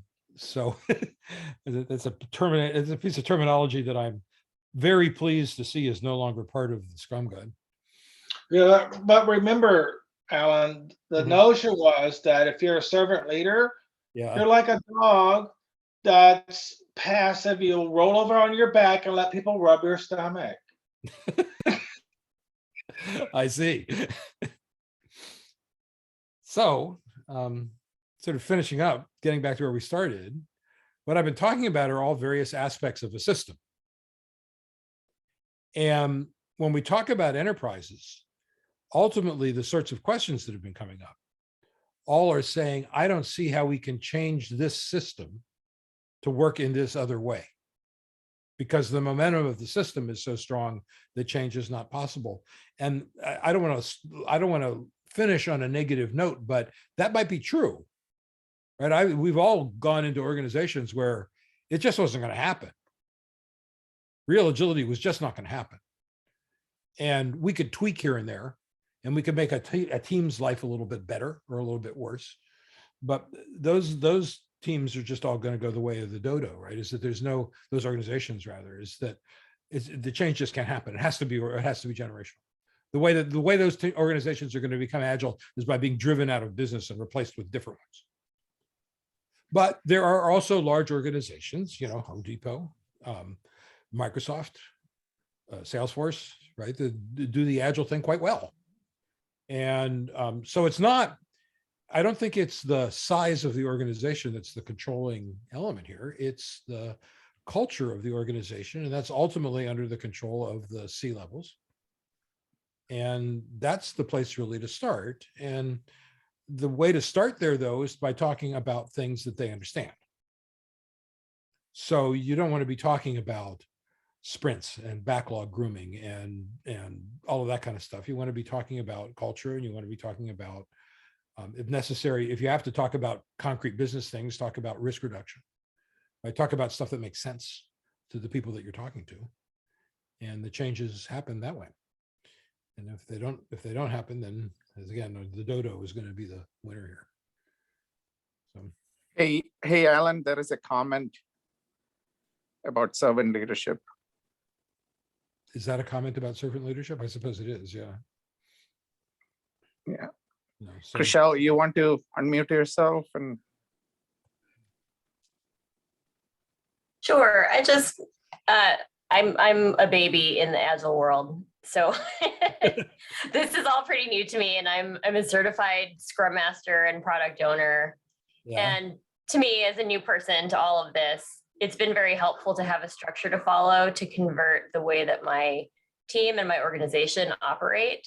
Mhm. And I was just kind of taken aback by your reaction to the word servant leader, because I have heard that used mostly just by people who are being good leaders. And so I saw it as, it's not just like I'm the big boss and not Right. like Jeff Bezos, like fund my trip into space, I don't care about you kind of stuff. But like it's our job as a company to provide services to our customers, and it's my job as a leader to get things out of your way. Like that, Well, I maybe. have a service to provide to you too. But that's a very, you're fortunate to be in a culture where that can work. Let's put it that way. Is that right? In other words, there are no team level managers in pure Agile, if you will. There is such a thing, right? Is that the teams are self-managing, self-organizing. Even if you look at the Scrum Guide, the word self-managing appears in the Scrum Guide half a dozen times. And what that means is literally what it says. They're self-managing. So the management role becomes a support role. And it's a hallmark of a good Scrum shop that that's happening. But there's a lot of companies that I go into at least, where that's not happening, where there's literally a project manager on every Scrum team, which is like a disaster just waiting to happen. And so it's there's kind of a cultural element, well, again, not kind of, but it's a cultural element to that, but it's an important one. So what you're doing is great, right? And it sounds like you're being asked and enabled by your team to do that job. And that's the important thing, right? Is that the so-called servant leader, if you will, is invited to do the work, not imposed on the team. And when that happens, it's wonderful. It's exactly the way things are supposed to work, where the team is essentially managing themselves and they're getting the support that they need from the organization to be effective. Because that's the ideal. It's what we really want. You don't see it all the time though, and you don't see it a lot of time in the Agile TM Scrum shops, when the ones that are not, they don't really understand how Scrum is supposed to work, and they basically what they do is they take the old hierarchical system and try and impose Scrum on top of it, and that doesn't work. Yeah, that makes more sense. Thank you. Hey, Alan. Mhm. So thank you very much for all the talk. I enjoyed it almost as much as I enjoy all your tweets. it was incredible. Just one question. Right now, you were saying about how the C-level executives are the ones that are going to push the culture, and yeah, it was a very true thing to say that if not, the market is going to take care of all the enterprises that are very rigid and something like that. But as much as we love to say, and I agree that we need to focus on the customer, there's been a shift over the past years in this capitalism, that instead of focusing on the customers, we're companies, and by companies are the boards of directors and the C-level executives they say that the only responsibility is to the stockholders, not to the customers. Yeah, that's what. And sometimes these stockholders don't want to hear, oh, we don't have a plan, we're just gonna be experimenting and see what happens. And sometimes they need to see the quarterly plan, and they want to see this back to the old ways of working, Right. because that's what the stockholders want. So how do you take this culture of wanting to put the customer first, but maybe sometimes you're not gonna see the customer benefits until it's a little bit under the road, and that doesn't sit well with the market as it is right now? Well, first of all, there's kind of a lie in the middle of all that, which is that the shareholders care about how the company works internally. They don't. Right? All of the shareholders care about is the stock going up. So if you really want to talk about increasing shareholder value, you say the way we increase shareholder value is by increasing customer value. Right? It's that if the customers really like what we're doing, we'll be getting more and more and more of them all the time. And the more of them we get, the more growth there will be, and the higher the stock value will be. Right? So this notion that the shareholders care about agility, care about how we do things, this is nonsense. It's not true. Right? But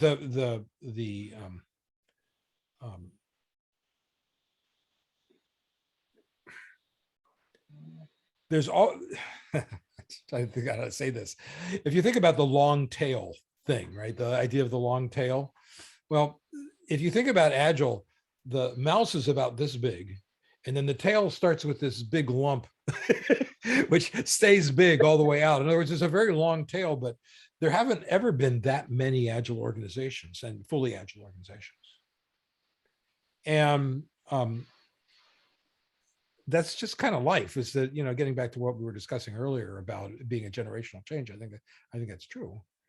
And there's always going to be forces pulling you towards one way of doing it or the other. And that's fine, right? Is that in a way we can control things by choosing who we decide to work for, right? If the rule 3, going back to rule 3, right, is make people's lives better. Well, we count as people, right? And if my life is not good working in an organization that I hate, I'll go work somewhere else. And if nobody will work for the organization, well, then the change will happen.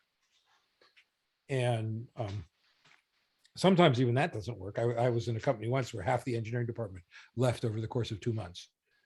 And the CEO had a fit and was shocked for about 2 days, and then went back to doing all the stuff he was doing that was driving people away. So it doesn't always make an effect, but you know, change happens.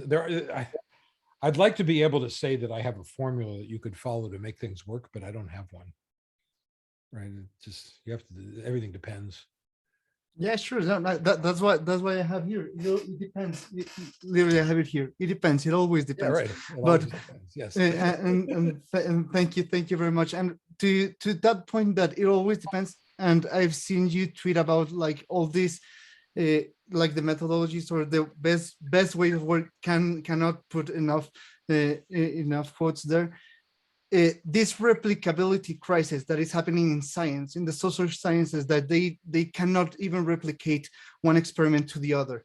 Mm. And the companies that they want like an easy way out, how can we, as Agile leaders or just as mentors in these organizations, how can we say that there is no this best way and there's no one magic wand or one silver bullet that is going to change? By focusing on the basics and trying to get people away from thinking of Agile as a process, right? It gets back to the work small, you know, talk to each other, make people's lives better. Is that I think if we focus on those basics more, we will end up having the impact that we need. Because the next question that comes up when you bring that up is how, and then you can have an interesting discussion.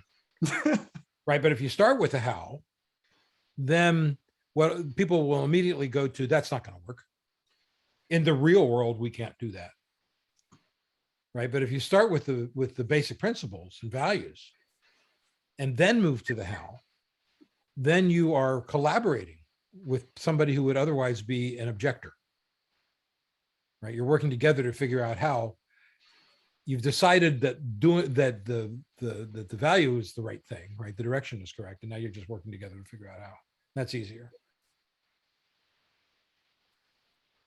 I would like to add that the how makes a differential difference of how companies will succeed. What do you mean by that? That means how they do this stuff, how they do whatever, whether it's a product, new stuff that's going to come to the market, how they optimize cost and operational excellence, or how they do, DEI really well, how they make a difference in society and the world. That's the people that are going to make a difference. Yeah, I agree with that. And more as new generations of people come into the companies, that becomes more and more important. And that's great, right? That's exactly what I want to be seeing is movement in that direction. Alan, I know that we've been taking quite a bit of time, and I'm hesitant to ask you this question, but I'm tempted to ask you this question. Ask away. So, Alan, you started with a great phrase, and I love it very much. You said, Agile is a system. You also mentioned quite a few system thinkers or system thought leaders, Peter Senge, etc. I am also teaching. I'm teaching system thinking or system engineering at San Jose State University. So whenever people mention system, it resonates very closely to my heart and mind. Especially that examples that you said, if you take best parts of different cars, not that you will not get the best car, but hardly they will even start in the first place. Right. What is Agile as a system? What do you mean by Agile as a system? If you say Agile as a system, I assume there should be elements, there should be bond of relationship between the elements, there should be a product to that system, and there should be some boundaries, environment. Would you please elaborate on that? Well, let's look at relatively coarse-grained pieces, right? So if engineering is a component, the way in which engineering is budgeted is another component. And those two have to work together correctly in order to have a successful system in which the work can go forward at a product, for example, level rather than a project level, right? And you get feedback loops in that system where the engineering wants to spend money on something and the finance people don't want them to, right? So there's a forward loop and a negative loop where there's some kind of tension there, and there has to be some kind of resolution worked out to make it work. So the way that engineering works impacts the financing systems. The operations, of course, are another aspect of that.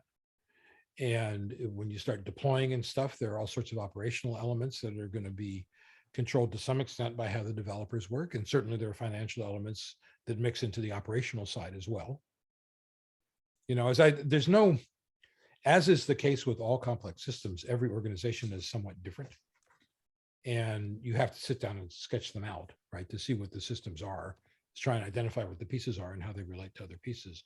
But there's no piece that's separate, right? So take even marketing, right, sales. The engineers are saying, we don't want to estimate because our estimates are crazy, right? They're just wild ass guesses that have no effect on reality. And then the marketing people say, but if we don't have an estimate, we can't put together the marketing campaign that's got to go live in 6 months. Right now, that's a system, and there are ways to resolve that. Right, is that the developers can say, well, we can't tell you exactly what's going to be in the system, but we can tell you in the software, but we can tell you what our strategic goals are, and you can build a marketing campaign around that. Right, you don't have to go feature by feature. You don't have to market something by going feature by feature. So here what we're doing is having a single system where the way that the marketing department goes about marketing stuff has to align with the way that the developers go about doing development. And if they don't align, you have a natural tension that's not going to work for anybody. And the same goes tech support, right? Is that the role of tech support in an agile organization is to provide customer feedback to the developers. If tech support is not doing that, it's a failure from the developer, from the engineering point of view, right? So you need to have some way to get that feedback loop in place. And if what happens all too often is the tech support people have a book of workarounds. Somebody calls up with a problem, they look it up in their book, and they read off the workaround to the person who's called in on the phone. But the fact is that if that book doesn't get up to engineering, it has no useful purpose. So what we want to do is integrate that book into the engineering process, not just pass it back and forth, but actually make it part of an integrated process. So we'll modify the system in order to tightly integrate tech support with development so that they can get the feedback that they need to develop the right things. So everything ends up being connected. All the pieces end up being connected. So basically, Alan, what you just described to me is, you basically described to me the entire enterprise. You basically is telling me that the whole enterprise is a system, development, marketing, human resources, they are all interconnected. They are feeding into each other. You can't just go and declare that we are agile enterprise because our development, they are using Scrum or SAFe, right, or whatever. That's exactly. But we could care less how marketing or sales or HR or human resources or even legal is. So what you are, I'm grateful that you are basically talking that no, this entire enterprise is just one whole system, whether you are developing software or whether you are in the legal office or compliance or right. And it doesn't the boundary isn't that we all know right from reading systems, right? The boundaries are kind of, they move, right? Depends on what your perspective is, right? And that boundary could be even larger. Customers are part of the system too. Right. The market is just as much part of the system as the enterprise is. And also your supply, if you widen the scope, then you even become a chain of enterprises. Your supplier, your vendors, right, contributors. In case of, like, for example, when you're developing an aircraft, you are not just a Boeing company. You are many more companies that they contribute for that one aircraft to be built. Right. And when there's a clash there, it's a big deal. Right. A lot of times you see software companies trying to outsource something, agile software companies trying to outsource something to an outsourcer that wants a waterfall model, or vice versa. Right. So as a facilitator. Yes. Okay. So we're at a time. However, Alan is available. He would love to have these conversations with you. Just hook him up. So I want to ask and thank everyone for participating, but I want to ask them to continue the conversation. Alan, like I said before, is like me, a curmudgeon, and we have certain opinions, and I think we make a difference in life. And thank you, Alan. You actually make a difference. Well, that's good to hear. Yeah, it's good to hear. So thank you very much. Hook up with them. And I want to thank everyone for participating, but we're at time. And we can continue on forever. But hook up with Alan. He'll be glad to have these conversations. I'm glad that, particularly if you pay me. I'm really glad if you pay me. But thank you, Alan. But even if you don't, right? So my email address is my name, alan@holub.com. My Twitter handle is my name @AlanHolub. And my DM is open. So feel free. I'm happy to talk to anybody. Yeah. Cool. Well, thank you, everyone. This was very exciting. I think we learned a lot. And I want to close and thank everyone for participating and attending. And we're going to have another one. We're going to have another one coming up next month on some cool stuff. I forgot now because I've been up very late. I'm at Easter time right now. And I've been up early this morning. I apologize. But there's some cool stuff coming up next month. So please attend. And thank you, Alan. Thank you so much. My pleasure. Thank you very much. Thanks, Alan. Thanks, Ellen. Mhm. Great to see you all. Yeah, good to see you, Ron. And you, Jeff. Yes, still kicking, those old guys. I resemble that remark. Yeah, right. I know.